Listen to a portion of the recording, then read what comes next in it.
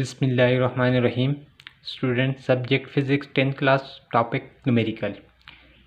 Student, last time हमने first chapter के numerical को डिस्कस किया था और रिमेनिंग न्यूमेरिकल को आज हम इस वीडियो में डिस्कस करेंगे। तो आज का हमारा जो टॉपिक होगा वो न्यूमेरिकल होगा, रिमेनिंग न्यूमेरिकल सॉल्व करेंगे फर्स्ट चैप्टर के। तो आइए स्टूडेंट, हम देखते हैं कि हमारे पास फर्स्ट न्यूमेरिकल क्या है। स्टूडेंट, न्यूमेरिकल नंबर 3 में आपसे कहते हैं कि a second pendulum with period of 2 second. कहते हैं कि हमारे आपके पास एक पेंडुलम है जिसका पीरियड, यानी पीरियड का मतलब क्या है कि टाइम पीरियड 2 सेकंड है। सिंपली हमने टाइम पीरियड को, हमने पेंडुलम को कहा था कि हमारे पास फॉर एग्जांपल एक स्ट्रांग सपोर्ट के साथ जब हम किसी स्ट्रिंग के साथ इस स्ट्रिंग रस्सी या धागे को हम एक स्पॉट को, एक सिरे को, एक एंड को हम स्ट्रांगली स्पॉट के साथ फिक्स कर दें और दूसरे फ्री एंड के साथ मेटालिक बॉब को अटैच कर दें, तो ये हमारे पास जो अरेंजमेंट बनी थी इसको हमने क्या नाम दिया था? सिंपल पेंडुलम का नाम दिया था, सिंपल पेंडुलम का नाम दिया था। अब सेकंड पेंडुलम का क्या मतलब हुआ कि सेकंड पेंडुलम कहते हैं कि सेकंड पेंडुलम हमारे पास क्या होता है कि एक ऐसा, जब कोई भी पेंडुलम हो और उसको अपनी एक वाइब्रेशन, यानी एक वाइब्रेशन का मतलब मीन पोजीशन से एक्सट्रीम से वापस मीन और मीन से अनदर एक्सट्रीम और अनदर एक्सट्रीम से जब दोबारा वो मीन की तरफ आता है, यानी इसकी वन वाइब्रेशन जब कंप्लीट हो जाती है, जब किसी भी पेंडुलम को अपनी वन वाइब्रेशन कंप्लीट करने के लिए जब टाइम जो रिकॉर्ड होता है जिसको हम उसका टाइम पीरियड कहते हैं, जब किसी भी पेंडुलम का टाइम पीरियड जो है सेकेंड पेंडुलम क्या हो जाएगा कि इस सेकंड पेंडुलम ऐसा पेंडुलम होता है सेकंड पेंडुलम में जिसमें बॉडी का जो टाइम पीरियड होता है, यानी उसको अपने वन वाइब्रेशन टाइम पीरियड जो होता है पेंडुलम का वो 2 सेकंड हो जाता है। तो ऐसे पेंडुलम जिसका हमारे पास टाइम पीरियड जो है 2 सेकंड हो जाए, यानी एक वाइब्रेशन कंप्लीट करने के लिए जो टाइम लगे 2 सेकंड लेंगे, उसको हम सेकंड पेंडुलम कहते हैं। कहते हैं कि आपके पास एक सेकंड पेंडुलम है। कहते हैं कि how long must A second pendulum be on अर्थ। कहते हैं कि हाउ लॉन्ग मस्ट बी, यानी लॉन्ग का मतलब कितनी उसकी लंबाई होगी, यानी वो उसकी लेंथ कितनी होगी।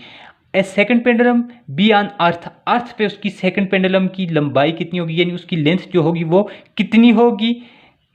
On must be A second pendulum be on अर्थ, जब अर्थ पे कहते हैं कि जी की वैल्यू हमारे पास हो 9.81 मीटर पर सेकंड स्क्वायर के हिसाब से हो, यानी जी की वैल्यू 9.81 मीटर पर सेकंड हो, और मून पे जी की वैल्यू हो 1.62। यानी पूछते हैं पहले पार्ट में आपसे पूछते हैं कि वो जो सेकंड पेंडुलम होगा जिसका टाइम पीरियड 2 होगा, उसकी अर्थ पे और उसकी मून पे यानी चांद पे लेंथ कितनी होगी, उसकी लंबाई कितनी होगी। जबकि जी की वैल्यू वो अर्थ पे भी गिवन करता है ना, जी की वैल्यू अर्थ पे 9.81 मीटर पर सेकंड स्क्वायर कहते हैं, और मून पे जी की वैल्यू 1.62 हो, तो उस वक्त उसकी लेंथ कितनी होगी। फर्स्ट पार्ट में ये बात पूछते हैं। सेकंड में आपसे कहते हैं कि what is the frequency of second pendulum at earth and moon, कि वो पेंडुलम जो है उसकी अर्थ और मून पे फ्रीक्वेंसी कितनी होगी, यानी एक सेकंड में वो कितने वाइब्रेशन कंप्लीट करेगा। तो एक क्वेश्चन में आपसे 2 बातें पूछते हैं। तो स्टूडेंट, चलते हैं हम सॉल्व करने की तरफ।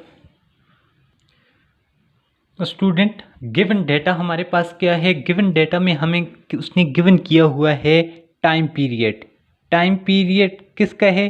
सेकंड पेंडुलम का, यानी हमारे पास टाइम पीरियड आ जाता है सेकंड पेंडुलम का, डेट इज इक्वल टू, ये हमें गिवन करता है उसने क्वेश्चन में, टी की वैल्यू वो कहते हैं कि 2.0 सेकंड है।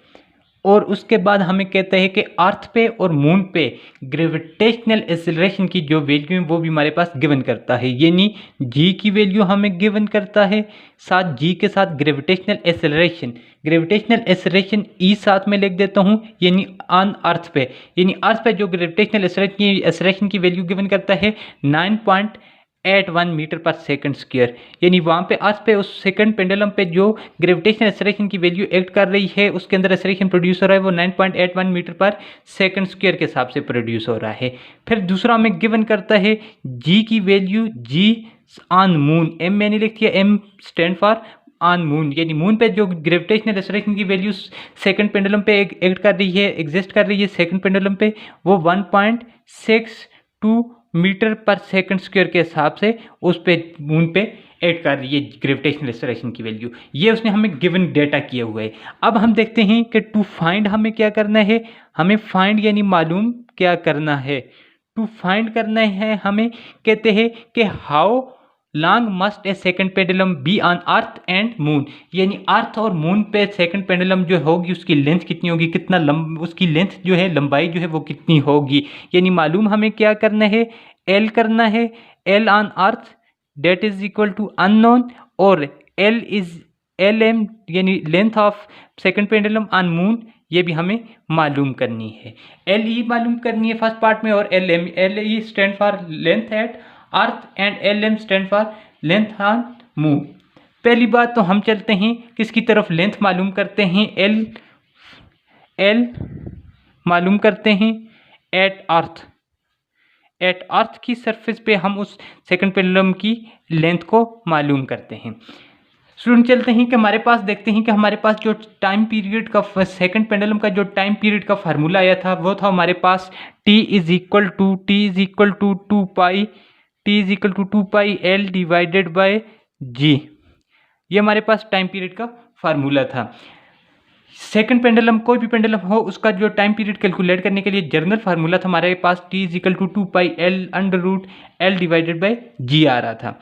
अब ये हमारे पास, हम किस केस में एल को डिस्कस कर रहे हैं, अर्थ पे कर रहे हैं, तो जब हम अर्थ पे डिस्कस करेंगे तो एल के साथ भी मैं छोटा सा ई लिख देता हूँ और जी के साथ भी मैं छोटा सा ई लिख दूंगा। ये इसका अर्थ पे जो टाइम पीरियड का फार्मूला होगा वो हमारे पास ये बन जाएगा, T is equal to pi L E divided by g E under the root आ जाएगा। अब हमें किसकी वैल्यू चाहिए, हमें तो एल चाहिए, किस पे, अर्थ पे सेकंड पेंडुलम का हमें लेंथ मालूम करनी है, एल ई चाहिए। तो एल ई को मालूम करने के लिए अंडर रूट को ख़त्म करेंगे, तो अंडर रूट को ख़त्म करने के लिए हम लिख सकते हैं स्क्वायर करते हैं ऑन बोथ साइड, दोनों साइड पे हम स्क्वायर ले लेते हैं। टी का भी क्या आ जाएगा, स्क्वायर आ जाएगा, T is equal to 2 pi L E divided by g E under the root whole का क्या आ जाएगा, स्क्वायर आ जाएगा। इस पे भी क्या आ जाएगा, स्क्वायर आ जाएगा। अब स्क्वायर रहे, जब स्क्वायर ओपन होगा तो हमारे पास क्या हो जाएगा, टी का square that is equal to, ये 2 का स्क्वायर 2 पाई पे आएगा तो क्या हो जाएगा 4 पाई का square into l E divided by g E under root है, तो अंडर रूट 2 के साथ कट जाएगा। यहाँ पे सिंपल मेरे पास क्या बचेगा, L E divided by g ई। अब इसको मैं इस तरह से भी लिख सकता हूँ, l e t square that is equal to 4 pi का स्क्वायर, ये एल ई इसके साथ मल्टीप्लाई हो जाएगा, L E divided by g ई, ये हो जाएगा टी स्क्वायर। इस टी स्क्वायर को मैं इसी तरह से, जब दो फ्रैक्शन हो और उनके देखें, ये है मेरे पास T square that is equal to 4 pi का square L E divided by g E. इस टी स्क्वायर के नीचे अगर कुछ नहीं है तो कंसिडर क्या होगा 1। दो फ्रैक्शन और उनके दरमियान इक्वल का साइन हो तो उनको सॉल्व करते वक्त हम क्रॉस मल्टीप्लिकेशन करते हैं।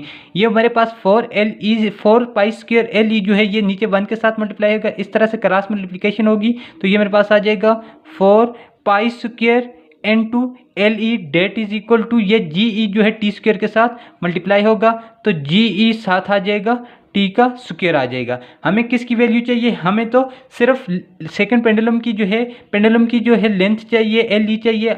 तो एल ई की वैल्यू को यहाँ पे छोड़ देते हैं, l e is equal to g e into t का स्क्वायर डिवाइडेड बाय, ये एल ई अपनी जगह पे रहेगा, ये 4 पाई स्क्वायर इस एल ई के साथ मल्टीप्लाई हो रहा है, इक्वेशन की दूसरी तरफ जाके डिवाइड हो जाएगा, 4 पाई स्क्वायर हो जाएगा। तो l e is equal to g e into t square divide by 4 pi का स्क्वायर आ जाएगा। अब हमारे पास लेंथ के लिए उस पेंडुलम की लेंथ का फार्मूला तो आ गया है, लेकिन हम इन पे वैल्यू पुट करेंगे तो हमारे पास सिंपल एल की वैल्यू कैलकुलेट हो जाएगी। अब क्या है कि हमारे पास L is equal to g e gravitational acceleration on earth पे उसने वैल्यू गिवन की हुई है, टाइम पीरियड की वैल्यू भी उसने हमें गिवन दी हुई है, और उसके बाद पाई जो है ये भी हमारे पास कांस्टेंट वैल्यू रखता है, 4 भी हमारे पास कांस्टेंट है, तमाम वैल्यू हमारे पास नॉन है। तो हम उस सेकंड पेंडुलम की सरफेस ऑफ अर्थ पे वैल्यू को कैलकुलेट कर सकते हैं। कैसे कर सकते हैं, L is equal to g e gravitational acceleration की वैल्यू वो हमारे पास गिवन करता है। ग्रेविटेशनल एक्सेलरेशन की वैल्यू हमारे पास आ जाती है ऑन अर्थ पे, क्या है 9.81 इंटू टी का स्क्वायर, टी की वैल्यू क्या है 2 है, 2 का स्क्वायर तो क्या आ जाएगा 4 डिवाइडेड बाय 4 पाई की वैल्यू हमारे पास क्या होती है, पाई हमारे पास कांस्टेंट है, पाई है कांस्टेंट जो 2 पाई डिवाइडेड बाई 7, जब इसको मजीद रीअरेंज करते हैं 3.14 इसकी हमारे पास वैल्यू आ जाती है। अब इस वैल्यू को हम कैलकुलेट कर सकते हैं, यानी यहाँ पे 3.14 का पाई आ की वैल्यू आ गई और ऊपर इसका स्क्वायर आ जाएगा। अब L is equal to length of second pendulum on earth surface.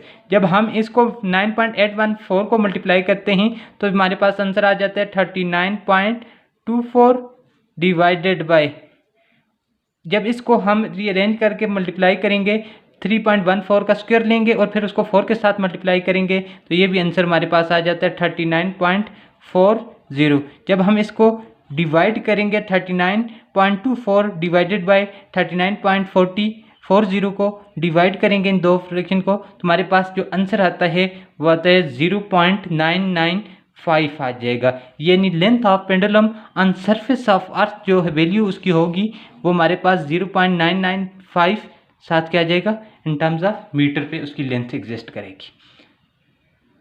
तो स्टूडेंट एल की वैल्यू हमारे पास आ गई 0.995 metre on surface of earth पे। अब हम कैलकुलेट करते हैं एल की पेंडुलम की लेंथ को कैलकुलेट करते हैं मून पे कैलकुलेट करते हैं।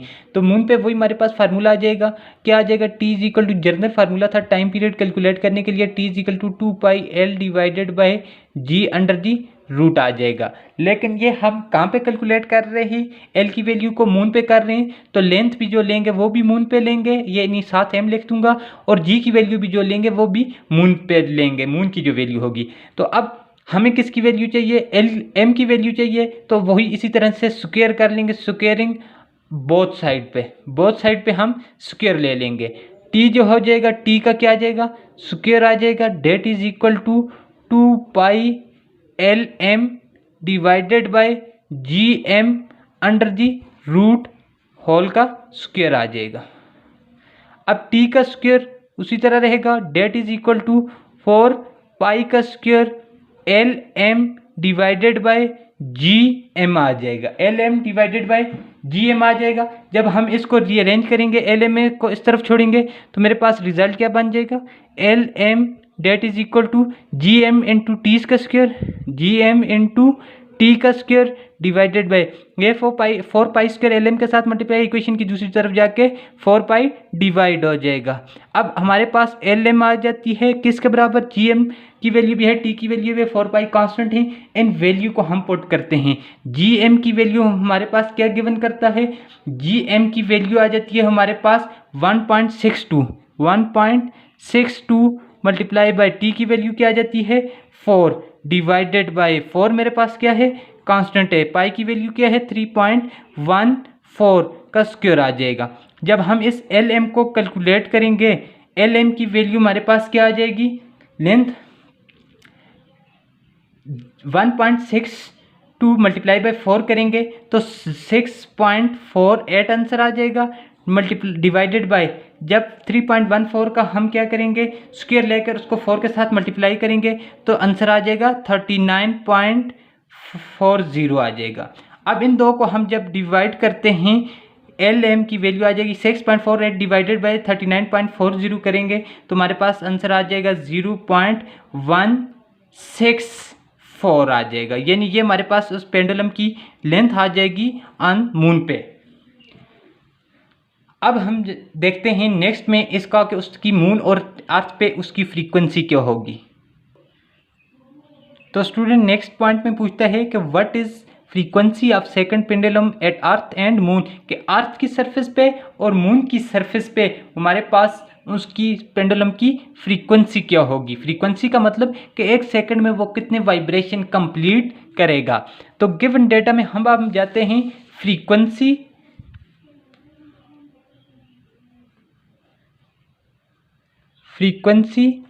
एट अर्थ की सरफेस पे उस पेंडुलम की हम फ्रीक्वेंसी को कैलकुलेट करते हैं।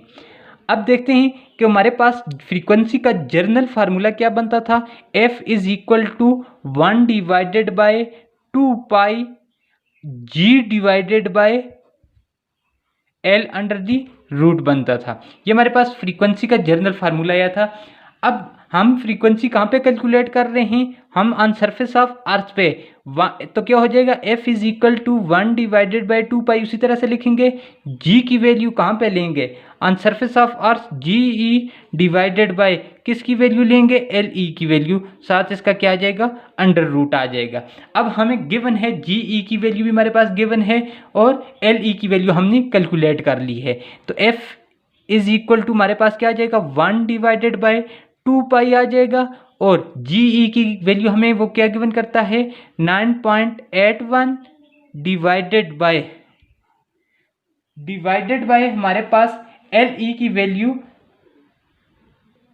0.99 आ जाएगी। ठीक है, हमारे पास एल ई की वैल्यू हमने जब कैलकुलेट की थी, एल ई की वैल्यू हमारे पास आई थी 0.995, तो हम इसको अप्रोक्सीमेटली ले लेते हैं 0.99। तो अब ये हमारे पास तमाम वैल्यू गिवन आ जाती हैं। इनको जब हम सॉल्व करेंगे तो आपके पास 1 डिवाइडेड बाई 2 पाई की वैल्यू हमारे पास क्या है, पाई की वैल्यू मेरे पास आ जाती है ऑलवेज 3.14, यानी पाई की वैल्यू मेरे पास किसके बराबर होती है, 22 डिवाइडेड बाई 7 के बराबर होते हैं और वो मज़ीद 3.14 हम उसको ले लेते हैं। तो इसको जब हम पाई की 2 पाई के साथ मल्टीप्लाई करेंगे, मल्टीप्लाई बाय हम 2 पाई करेंगे, 2 के साथ करेंगे तो ये आंसर आ जाता है 6.28 आ जाएगा।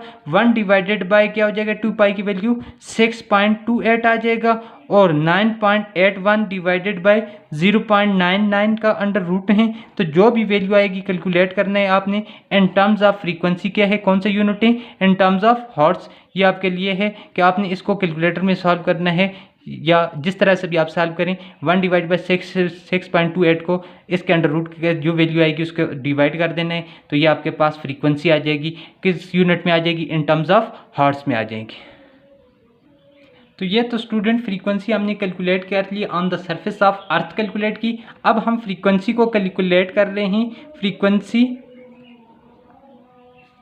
Frequency on at moon surface, यानी मून की चांद पे हम जो फ्रीक्वेंसी की वैल्यू कैलकुलेट करेंगे वही हमारे पास फार्मूला हो जाएगा कि f is equal to 1 divided by 2 pi आ जाएगा और साथ g डिवाइडेड बाई l का अंडर रूट ये वैल्यू आ जाएगी। लेकिन ये कौन सी सरफेस पे हम g की वैल्यू को यानी हम लेंथ की वैल्यू कहाँ पे कैलकुलेट कर रहे हैं, on the surface of moon. तो मैं इसको लिख सकता हूँ f is equal to 1 divided by 2 pi g divided by l under the root आ जाएगा। तो f is equal to 1 divided by 2 pi और g के साथ मैं क्या लिख सकता हूँ, g की वैल्यू मेरे पास आ जाएगी g on the surface of moon divided by l on the surface of moon. ये मेरे पास फार्मूला बन जाएगा एल के एफ फ्रीक्वेंसी को कैलकुलेट करने के लिए on the surface of moon पे। तो अब जी एम की वैल्यू मेरे पास उसने गिवन की हुई है, जी एम की वैल्यू वो गिवन करता है, जी एम की वैल्यू मेरे पास है 1.62, g is equal to 1 surface of moon 1.62 की वैल्यू है, जी एम की वैल्यू आ जाती है और एल एम की वैल्यू भी हमने कैलकुलेट की हुई है। एल एम की वैल्यू हमने कैलकुलेट की थी, वो हमारे पास आई थी 0.164, यानी ये हमारे पास एल एम की वैल्यू आ रही थी, जी एम की वैल्यू भी है, एल एम की वैल्यू भी है आपके पास और 2 पाई की वैल्यू तो हमने ऑलरेडी कैलकुलेट कर ली थी। पाई की वैल्यू को 2 के साथ मल्टीप्लाई कर दिया तो वो वैल्यू भी हमारे पास आ गई थी। तो अब हमारे पास 2 पाई की वैल्यू यानी 6.28 आई थी, 2 पाई की वैल्यू हमारे पास 6.28 आई थी। ये तमाम वैल्यू जब आप इसमें पुट करेंगे तो आपके पास फ्रीक्वेंसी की वैल्यू आ जाएगी इन टर्म्स ऑफ हर्ट्ज में आ जाएगी कि फ्रीक्वेंसी के यूनिट जो हैं वो हर्ट्ज से।